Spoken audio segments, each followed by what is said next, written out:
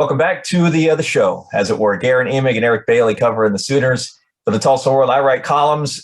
This man with me writes stories and notes and columns as the beat writer, and he is immersed in how many different sports now, Eric? Now that spring sports have kicked in. Are we in double digits for the number of sports you're trying to keep track of? We had a baseball Zoom call today. Softball's playing out on the West Coast. Basketball, women are going to Texas, men are going to Kansas.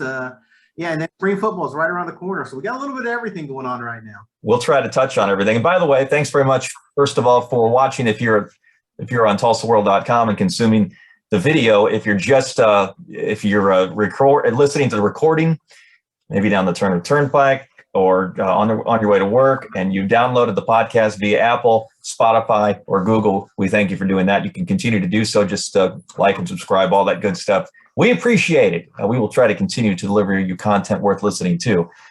All right, you said softball. Dude, I never thought I would turn on ESPN Plus to watch the Sooners play Cal Santa Barbara in softball, but there I was in my living room chair yesterday. Do I need therapy, or is this team that interesting that we need to watch them score 9 runs in the first inning against the Gauchos? What a way to start the season! 9 runs in the first inning. Very first at bat, Tiara Jennings hits one over the wall. That was home run number 1, and the last 4 runs of the inning came on Jocelyn Alo's grand slam. So, yeah, I think it's going to be one of those years again. And Jordy Ball, the talented freshman, got the start, 3 up, 3 down. And, in fact, the whole pitching staff threw a perfect game. So, great start for the Sooners. It's going to be a good year, I think. You're on, I take it, Jocelyn Alo home run record watch. Are we sending you like they used to, like the Giants beat guys used to follow Barry Bonds when he was breaking the all-time MLB home run record? Are you going to be going on the road with the Sooners to see this happen? That might be something we need to bring up. I need to volunteer because they're going to some cool places, including my best friend. I'm going to throw his name out there. Forbes. My best friend Forbes is going to Hawaii to watch Oklahoma play Hawaii. When Jocelyn Alo goes home next month. So he made a vacation around softball. So I guess he's a big OU fan. So I guess that kind of works around it too. He's excited about the opportunity to watch Alo play softball in Hawaii. That's next month? That is next month. So yeah, so it'll be fun. But I think that home run record will be in place by then. I was gonna say, it'd be cool if she broke it back home though, right? Yeah. The way she swings the bat, we could you never know, next Friday when we're talking, it could be done. We'll see. So, all right, yeah, softball often winning. What's new with that? They're playing UCLA, I think, before the weekend. So that they'll actually, I don't think they'll win that one 14-0. So that might be a little bit more of a competitive game. But it's good to see the Sooners back on the diamond. As you said, you talked to Skip Johnson about OU baseball. We will get to that eventually. But this being Oklahoma, Eric, the football continues to pour in the news, finally quieting down, I think, as far as Brent Venables and recruiting season and the roster stabilization. But some news was made this week in the fact that 11 players were invited to the scouting combine in Indianapolis. That seems a very high number. How high are we talking? The second most in the country. I think Georgia had the most. I think they had 15, and Oklahoma's tied with Alabama with 11 players going to the combine. And it's great representation for the Sooners. You look at down the group, they have 5 offensive players, 5 defensive players, and 1 specialist going. For Oklahoma football fans, it's going to be fun viewing on the NFL Network, just kind of watching everything and watching the day when they're actually on the field doing on-field drills and stuff. So, these players, I mean, it's going to be interesting not only during the combine but also on draft day to see where they get picked up. Perion Winfrey is one of the 11. He just tore up the Senior Bowl, did he not? With a great week down in Mobile. Was MVP of the game after he had some lights out practices. I saw several different media outlets post clips of him dominating one-on-one drills.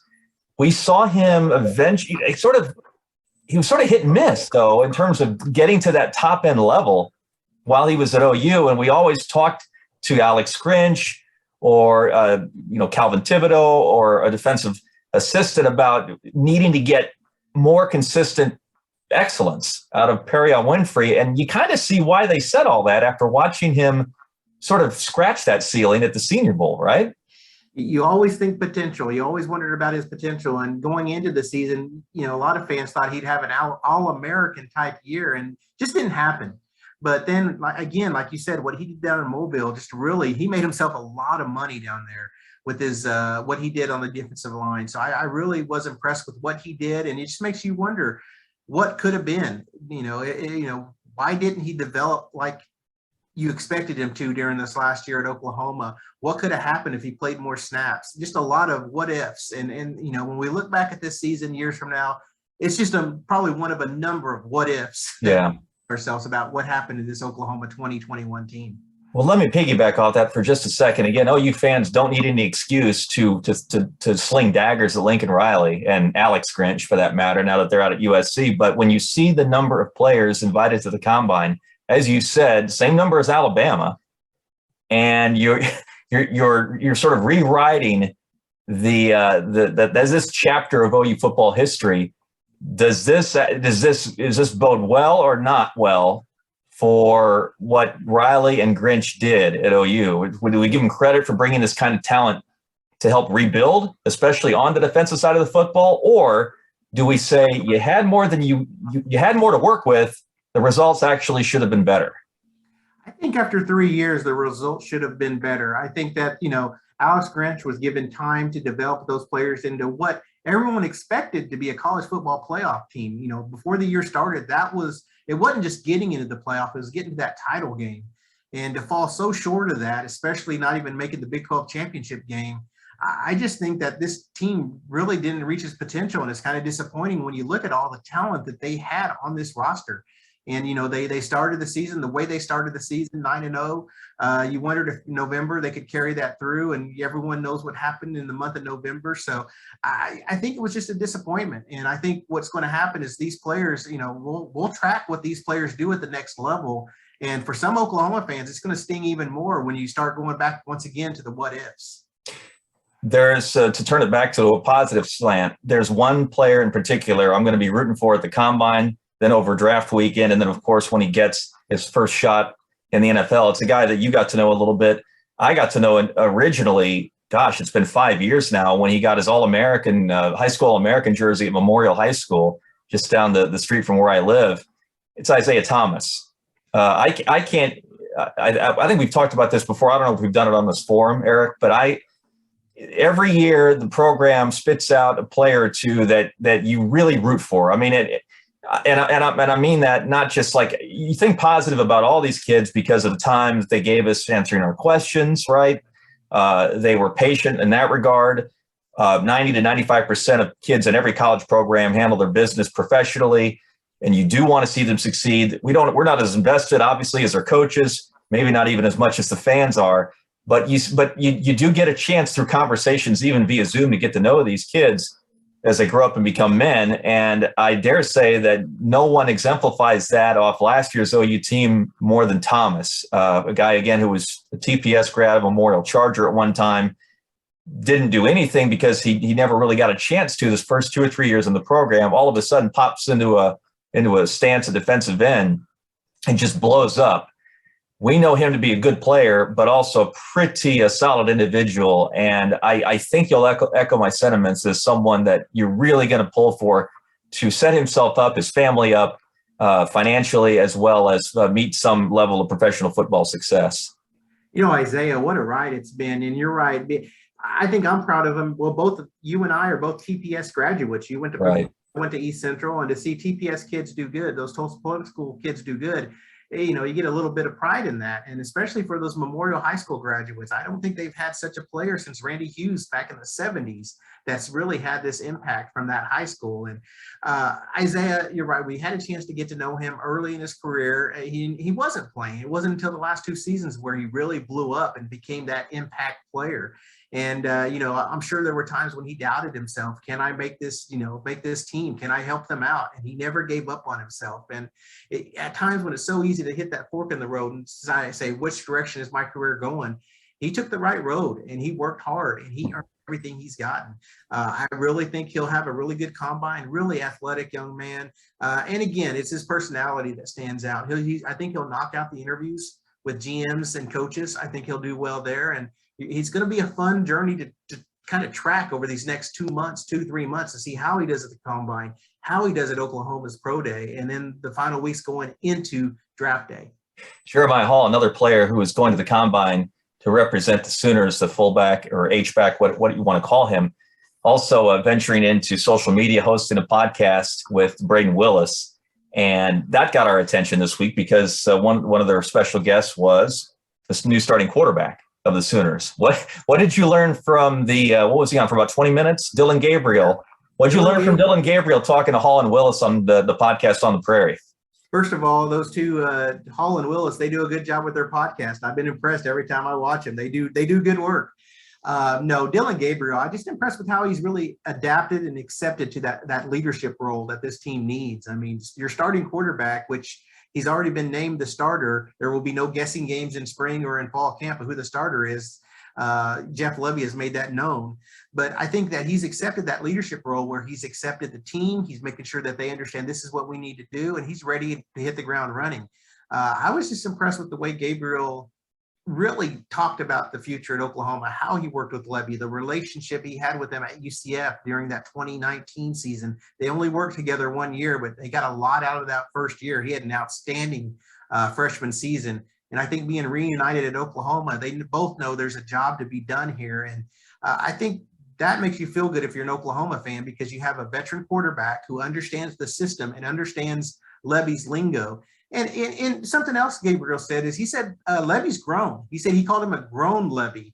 Those 2 years at Ole Miss has really developed Lebby's mind even more, and it was noticed by Gabriel. So I really think that he really enjoys that opportunity too to learn some new things under the coach. So Gabriel, he's ready to hit the ground running, and we'll see what happens there as well. Did he say anything about Caleb Williams? Not really. Basically, what he said about Caleb, when he decided to come to Oklahoma, Caleb Williams had announced he was entering the transfer portal. Right. There's no chance Caleb could have returned, but Dillon Gabriel was ready to fight for that quarterback job, and that was, he was betting on himself. I mean, he had a good chance to play a lot at UCLA, but he decided to bet on himself, and it's all worked out for him. And I think if you're an Oklahoma fan, you got to be happy with that. So there's your starting quarterback, Gabriel, introduced to the public, if you will, by a couple of Sooners. This is a crazy time to be alive. It's a couple of teammates who get the first crack at an interview. I'm just glad they got him out in front of a camera, and we get a chance to at least get 20 minutes of information from him. It was curious, or it was interesting to hear about the process in terms of making the decision. And yes, you're right. The comments about Lebby, I think, are instructive as we move from one staff to the other. The old staff, gosh, again, Riley can't go a week without getting OU fans pissed off about something. And I guess what was it this week? Something about was it on ES? No, it was on Colin Cowherd, right? Did Cowherd ask him something about pulling Oklahoma players out of the portal, and then he went semantics, I guess, in his response, right? He said he didn't take Oklahoma players. He took players who had left Oklahoma and were in the portal. He took players out of the transfer portal. So, yeah, schematics is a good word. He made sure he kind of danced around taking Oklahoma players. Yeah, well, I have a feeling that there'll be more obsessing over Riley's quotes. And when there's actual football, when we actually see football play next September, can you imagine the obsessing as to what's going on out at USC in this state? It's going to be funny. There's going to be a lot of people watching USC games, more than we usually expect, aren't there? It's like one of the local affiliates picks up Riley's coach's show, something like that. All right. Enough about Riley. Let's move on and just ditch football altogether. Let's talk basketball for a second and give the Sooners their due. That's a big deal what they did Wednesday night at home against Texas Tech when everyone was starting to write them off as far as the NCAA tournament is concerned.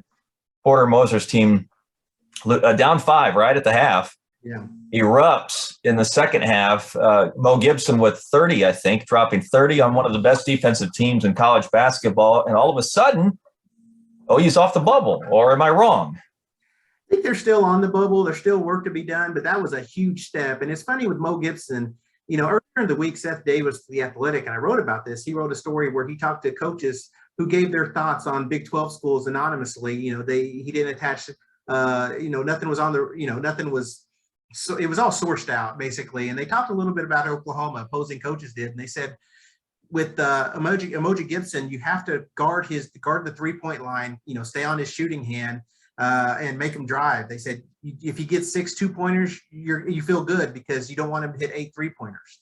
Well, what do you do against Texas Tech? He hit 8 3-pointers. So that just kind of that scouting report was perfect. And that was a big game for Gibson. He had been struggling. He went 0 for 6 against Oklahoma State in the Bedlam loss. And he's one of those guys on a team that's really hurting for consistent scorers. He's one of the guys they really need to put the basket in the hoop. And I think that's going to help him down the second stretch of the league, starting with tomorrow's game at Kansas.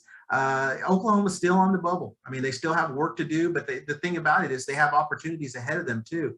Any win from this point on for Oklahoma is a good win because everyone in the Big 12 has high net rankings. So starting with Saturday's game at Allen Fieldhouse, which will be tough. They haven't won there since '93. Our correspondent John Shin mentioned that it was the infancy of the Clinton administration.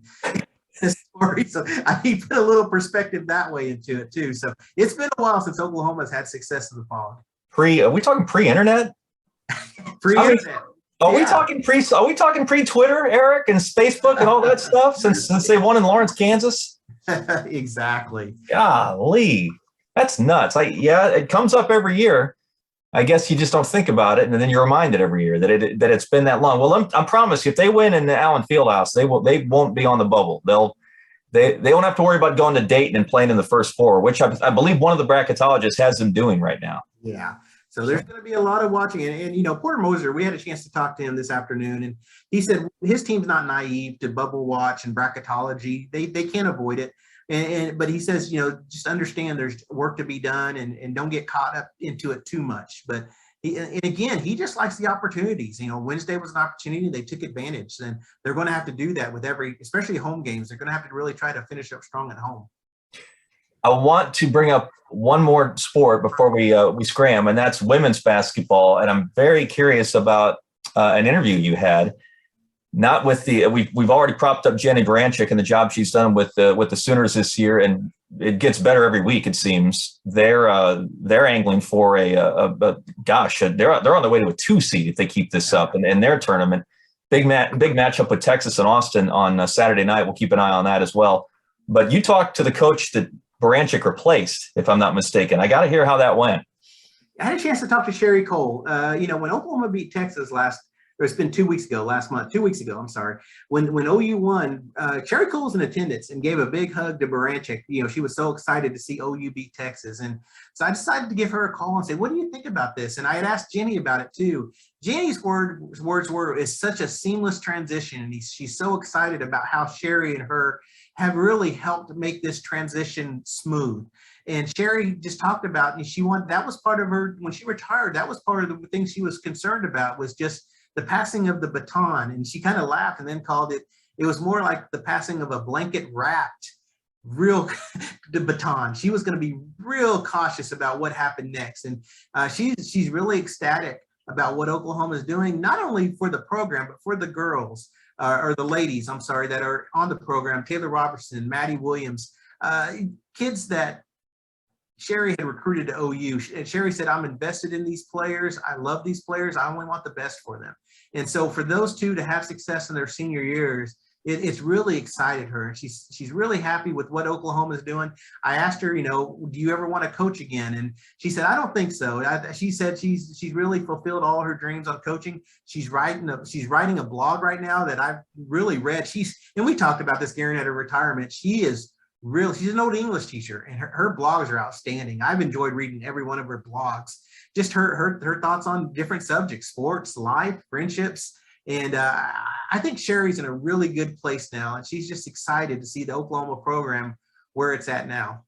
I'm glad to hear you say that, because when she retired or last spring, let's be honest, it didn't go down as easy as it should have because of the struggles of that program the last 3 or 4 years in particular. I mean, it had really bottomed out. I mean, there's no other way to say it.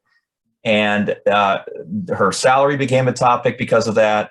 Whether she'd put it in neutral, became a topic. Why isn't it happening? Where are all the fans? Where's all the production?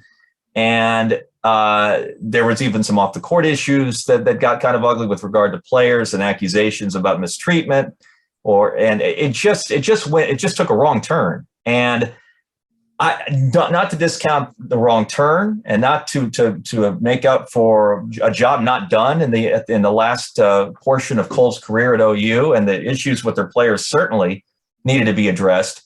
But you were a little afraid that that story was going to diminish, right?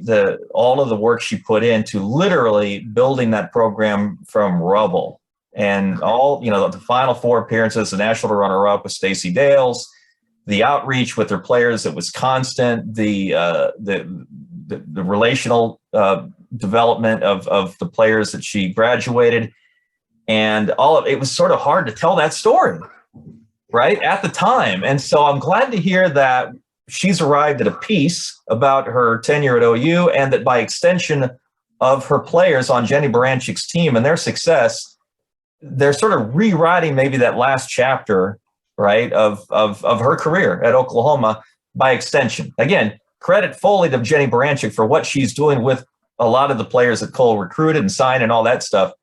But the fact that she's enjoying it sort of vicariously, I guess I'm saying it's reassuring.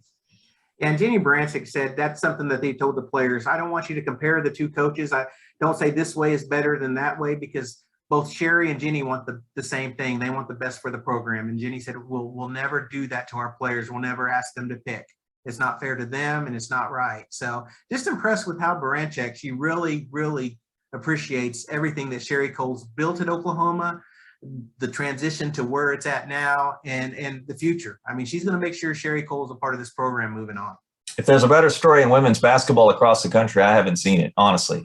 This has been some kind of ride that Baranchik, Williams, and Robertson and those kids have taken the Sooners on. We'll see how it goes when they play the Longhorns in the rematch in Austin tomorrow night. We'll have that to talk about next week, as well as the men's game in Lawrence. We'll revisit any football headlines that are made. And, oh, God, man, there's a Super Bowl happening this weekend with Sooner ties that we probably ought to at least mention, right? In fairness to the Bengals and Obo Okoronkwo on the Rams with Bobby Evans, I think.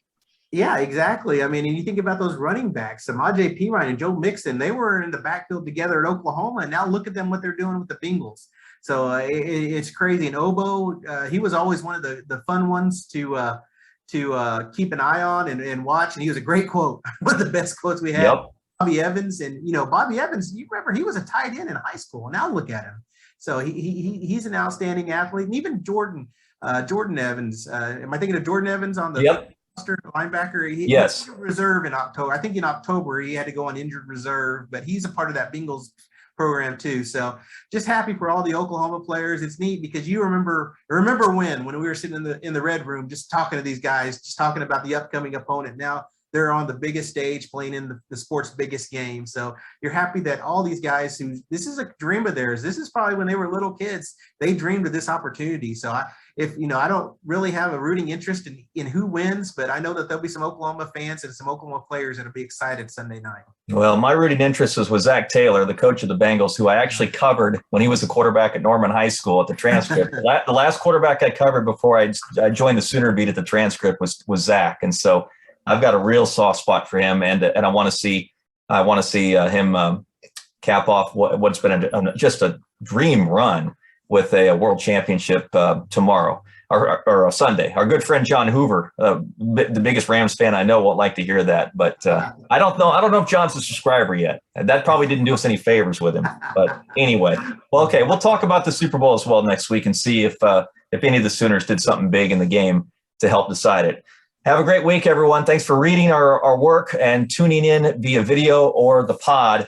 Again, Apple, Google, and Spotify, where you can catch us weekly. Just download, subscribe, do what you have to do to consume the content. We'll keep cranking it out.